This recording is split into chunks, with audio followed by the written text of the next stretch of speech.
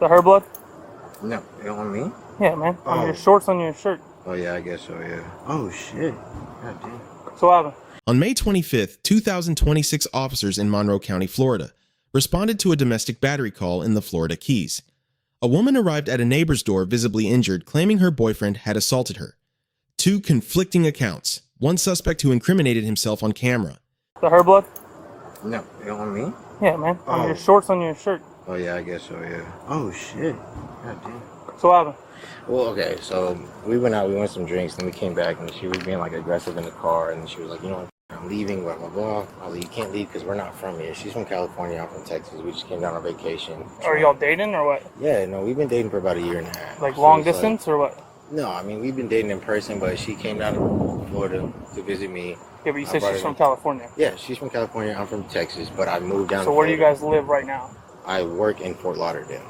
Okay. So I do life insurance, so I work in my office in Fort Lauderdale. So then we came down to here to just kind of enjoy the sunset, whatever the case. We started having drinks, whatever. Everything was fine. But then, like, as we were out, she started being really emotional, like really being upset about a lot of things because we've had issues in our relationship about, like, commitment problems, things like that. And then we were over here in the car, we got food. And when we were in the car, she was kind of being, like, kind of aggressive in a way and then being like, whatever, blah, blah. So then she started walking off. And then me, myself, I don't want her to walk off by herself. And this is my up because I was being like, you're not gonna walk off by yourself because that's kind of messed up. So I came right here and I like tried to turn around and then she started being like, whatever.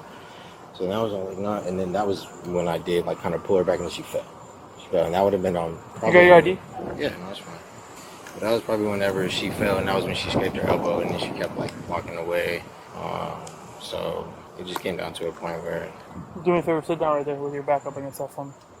We were arguing. Who's wait? Is that your boyfriend, your husband? My ex-boyfriend. I came here to Florida to visit him. He doesn't like know what's happening when he's drunk, but he grabbed me by the hair and shoved me to the ground and hit my head, and then beat me. Let me see your elbow. Lift your elbow up. Okay, so listen to me. You obviously have injuries. Do you want an ambulance right now? I don't know. Okay, just yes or no. I just need to know if you want to. I don't think anything's broken. Alright, so let's start from the beginning. He lives in Florida? No. Oh. He lives in Fort Lauderdale right now. He's working from Texas. We decided to take a trip to the Keys together. Okay, where are you from? I'm from California. Okay. He's from Texas. We had a lot to drink tonight, but I guess he didn't like the way that I was like walking away from him. I was trying to like de-escalate the situation, and then he grabbed me by my hair multiple times, dragged me to the ground, hit my head, hit my elbow. Like you can see, he's much bigger than me. Are you guys renting this house? No, I banged on the neighbor's door for help because he took my phone and wouldn't give it to me, and then the neighbor said, "Give her her f***ing phone." My mom was on the phone. He's talking to his parents. You guys are you dating? I know you said ex. We're seeing each other, yes. How long have you been seeing each other? The past like year, but not in person because he's lived in Fort Lauderdale working and I lived in California. Okay. I'm here to visit him, and we came to have a trip together. You just got really aggressive. Do you have ID on you? Yeah, it's in my purse. Okay, we're gonna get the ID. Do you mind running them? Will you do me a favor and stand over by this fence? I need to take pictures of your injuries. So prior to this whole happening, were you guys arguing about something? Yeah, we were walking down. We were just arguing about that. He wanted to go home a little bit earlier than I did, and he didn't like that I wanted to stay out. He wanted to go inside and eat his pizza. I said, I'm not comfortable going inside with you. I'm going to call my mom. He grabbed my phone from me, put it in his pocket. I said, please give me my phone. That's all I need. Like, we don't need You said you didn't want to go inside to eat pizza and you didn't feel comfortable. Why was that? Because you guys were arguing? Yes, because he was pushing me all along this way. And I was like, please don't touch me. I just want to call my mom. I don't want to make any problems. I love you. This is the last thing that I want to do. He's never put his hands on me. Okay, that's what I was going to ask you. Have you guys ever fought before? He's grabbed me by my arm, but nothing like this. Like, he straight up grabbed me by my hair and shoved me to the ground. And That then was inside the house or outside? No, that was outside the house right here. What were y'all arguing about when she fell on Duval? Oh, no, she just fell. Yeah, but y'all were arguing about something. No. That was whenever we were walking, we were just talking, and she just like lost her balance. That's all. Yeah. I was across the street. I watched the whole thing. And then she was like, "You just let me fall," like blah blah blah. And I was like, "You walked off the hurt." Like from that. So from there to here, you guys have been going at it. No, not at all. We went to go get pizza, and I already told her from that moment, I was like, "You're very drunk. Like, you're really drunk. Like you're making a lot of big arguments and things. Like I'm just trying to get home." What was she arguing about specifically? Just a relationship. So just like little relationship stuff. Yeah, like that's really it. And then it just compiled onto a point of just like a problem. Well, she like cut type of thing. She kept like one thing after another. Like, and I get it. I get how it kind of looks on both sides, but like that's kind of how the whole issue went. So okay, so then here she tried to walk away. Yeah. And you try to grab her to stop her. Exactly, and then she fell. She fell. And hit her elbow. And then where did she fall? Right here is when she fell, and then she walked over there, and she kept trying to walk away, and then doing the same thing. And then like honestly, it was a matter of like me just trying to turn her around, and she would try to talk to her. Or? Yeah, but then it did get aggressive, and that was on me. What do you mean aggressive? Because it was a point like I grabbed her because it was my so it was me grabbing her hand. That was when she fell, and then when she was like, "Look, like I'm just trying to." Okay, when you say grab her, what do you mean? Like you were grabbing her, was like, "Look, like I'm trying to." Where did you grab her? On her hair. Like you grabbed her by her hair. Yeah, and it was kind of to do what? To just try to be like, stop walking away. And I tried to grab her by her arm, and that was when she like pushed me away, being aggressive, and that was my mess up. He grabbed you by the hair, right? Yes. And dragged me to the ground, and then every time I tried to get up, he kept grabbing me by my hair. Obviously, I'm not strong enough to defend myself, so I ran over to the neighbor's house. I banged on his door. He was kind enough to answer. And, yeah. I just want to see if you have any other injuries. Do you feel like you're hurt anywhere else? Your knees, anything like that? No, I don't think so. I think it's just this. Okay. What about your head? Is your head hurting? My head hurts right Do you here. mind if I check it? Yeah. Finally, he was like, "Give her phone right now." I called my mom. The neighbor was on the phone with my mom, and she said, "Please call the cops right now." So I think he called the cops. Yeah. I'm gonna grab my med bag and clean her up a little bit. I get you're remorseful about it, but I just need you to tell me exactly what happened and what course of action in the timeline. So pretty much, like I said, so we came over here. We were walking the way. She started coming over here, and I was like, "No, like you can't walk away to a point we don't know." And that was when I pulled, and then she fell. And then she was like, "No, blah, blah, blah. Like, get away from me." I was like, "No, like, you can't walk away in a place we don't know." So she started going that way. Same scenario that way. And you went to grab her arm, and she was like hitting your hands off of you? Like, be weird about it, but she is really drunk right now. Yeah, I'm not worried about that. I'm worried about, so you grabbed her. Okay. And then she would fall. And then same scenario, and I maybe didn't acknowledge my strength upon the point. But then, yeah, so then I pulled, and then she fell again, and that was probably when I was like stop trying to walk away. So you went to grab her by her arm to get her to stop walking away. The controlling statute is Florida Statute Section 784.03 battery. The law does not require intent to harm. It requires only that a person intentionally make unwanted physical contact with another.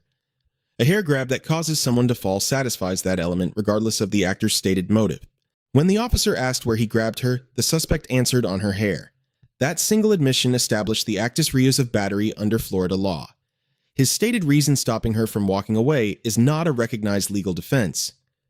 No person has legal authority to physically detain another through force. The suspect's pre-arrest statements are fully admissible. Under Berkemer v. McCarty, 468 United States 420 Miranda warnings apply only upon custodial interrogation.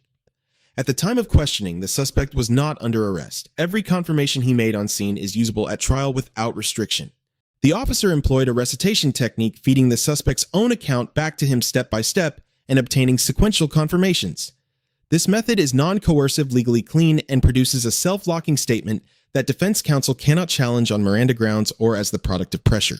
The victim's on-scene statements carry independent evidentiary force. Under Davis v. Washington, 547 United States 813 statements made to officers during an ongoing emergency are non-testimonial and admissible through the responding officer at trial, even without the victim's future cooperation.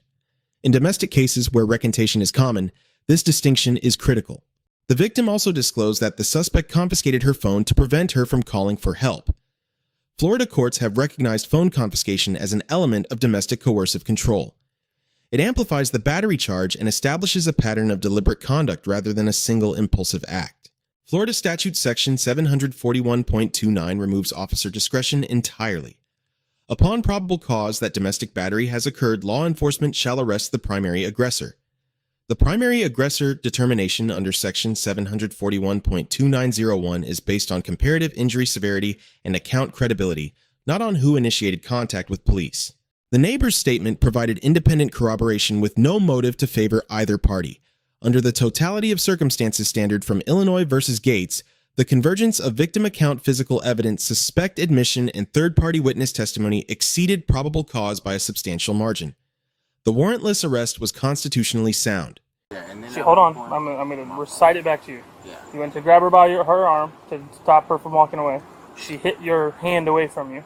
That was right here. And then you grabbed her by her hair. Right, and then she was to stop her from walking away. Yeah. And then she fell. And then she fell, and then she started walking that way, and that was when she was really upset. I started screaming. Same scenario, we started going away. I tried to turn around, she didn't listen, so that was when I got upset because I was like, where are you guys staying? Right here. We're right. in a hotel over here. Don't get up, stay right there. And you're sure you're not hurt anywhere else? My head really hurts right here, but I don't know if it's just like from me hitting it. I don't know. Did he hit it?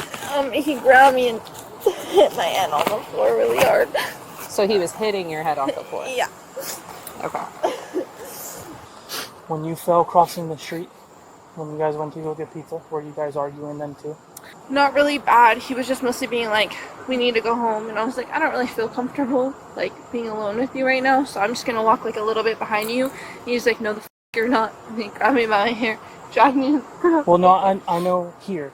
Okay, yeah. So when you guys were getting pizza on Duval, and you fell into the street, like, off the sidewalk, do you remember that, like, an hour and a half ago? Yes, that was me. Okay. That was me. He didn't, like, yank you down or... No, he was being like, get up, let's go, let's f***ing go. And... like, I'm drunk, I get it, it's okay. So he didn't, like, shove me at that point. The only time that he put his hands on me was over here? like, right here. And then I said, can I please have my phone? All I want to do is call my mom. And he said, no. As soon as the neighbor came out, he was like, oh, okay, like, other people are involved. So he came over and gave me my phone. I called my mom. She was like, you need to call the cops right now. So... I said, are you calling the cops? The neighbor said, yes, I'm calling the cops right now. They're on their way. Just please wait right here. So I waited for you guys. Okay. But all in that little circle right there, he kept grabbing me by my hair. Every time I got up, he dragged me to the ground. Okay. You're alright. Just take some deep breaths. It's okay. Listen, you don't have to explain anything more, okay? It's alright. I'm going to go talk to her. Hang out with her for a second. I just don't want to get him in trouble. Like, that's not my goal here. I just want to be safe. We're trying to make sure both of you are safe. That's what we're doing, okay? Yeah, I don't want to... So let me go talk to her, okay? Just breathe. Okay. Okay? Deep breaths, long deep breaths. Okay. Slow your breathing down. I get it's upsetting. Hang out with her for a Scary. second. I know it is. It's okay. That's why we're here, right? Yeah. Hang out with her for a second, and then I'm going to go talk to the other officer, okay? Okay. What's really just, like, scary about this whole situation is, like, we've been off and on for, like, a year. I've told him multiple times, like, what's happened with me and my ex. He knows that, like, my ex has done this shit to me. And he promised me, like, he would never put his hands on me. And then tonight he just drank too much. I've never seen this side of him ever.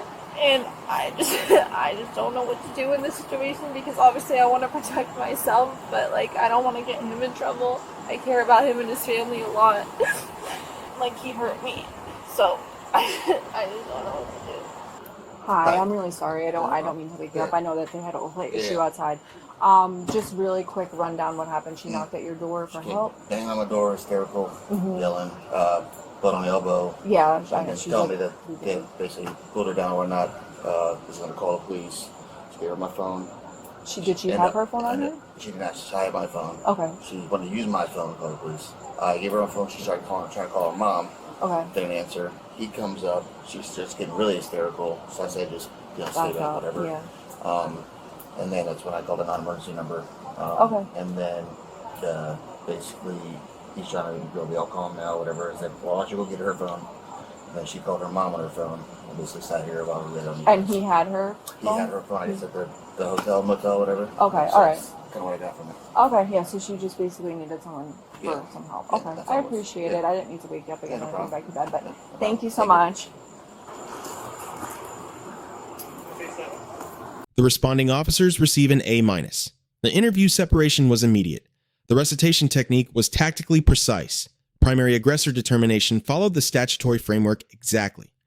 Post-arrest victim engagement reflected trauma-informed policing standards. The sole limitation is that the initial scene arrival was not captured on available footage. The suspect receives a D. He committed multiple acts of battery, confiscated the victim's phone, and repeated the force each time she attempted to stand. His compliance at arrest prevents a lower grade, but his own words on camera provided every element needed for a lawful prosecution. The victim receives an A. Injured without her phone in an unfamiliar city, she gave a consistent and credible account under difficult circumstances. She distinguished unprompted between an earlier accidental fall and the assault itself, removing the most likely alternative explanation for her injuries before the defense could raise it. This case illustrates why mandatory arrest statutes exist. Victims in coercive relationships routinely hesitate to pursue charges. Florida law removes that decision from the victim and places it on the evidence where it belongs. The takeaway for suspects is equally clear: voluntary pre-arrest statements carry the same evidentiary weight as post-Miranda admissions, and anything said on scene is admissible in court. The lesson for officers is the recitation technique. It confirms the account, locks the suspect into a version he cannot easily retract, and produces a record that defense counsel cannot suppress. Applied correctly, it is one of the most effective non-coercive tools in a domestic violence investigation. Let us know if there is an interaction or legal topic that you would like us to discuss in the comments below. Thank you for watching. I have your key. What's in your hand? Put your hands behind your back. I'm just gonna drop that for a second. She's gonna explain to you what's going on, okay? Alright, so obviously you guys had a little altercation tonight. Based on what you told me, based on her injuries, you know, as you know, in the state of Florida, we have no tolerance when it comes to domestic violence, domestic battery. It is determined that, you know, because of her injuries, you are the primary on this. So because of that, I'll be taking you with me to county. Do you understand? Okay. Now, I just have a question. Is this the hotel room? Yes, ma'am. Okay, does she have a key to get in? No. Okay, so this will be her. I'm gonna put this. This is the Devin, hotel room. I'm sorry. Stop. Nope. Nope. Okay. We're gonna have you fill out some forms here in a minute, okay? Oh my god. Oh my god, okay. Oh my god. Oh my Take a deep breath.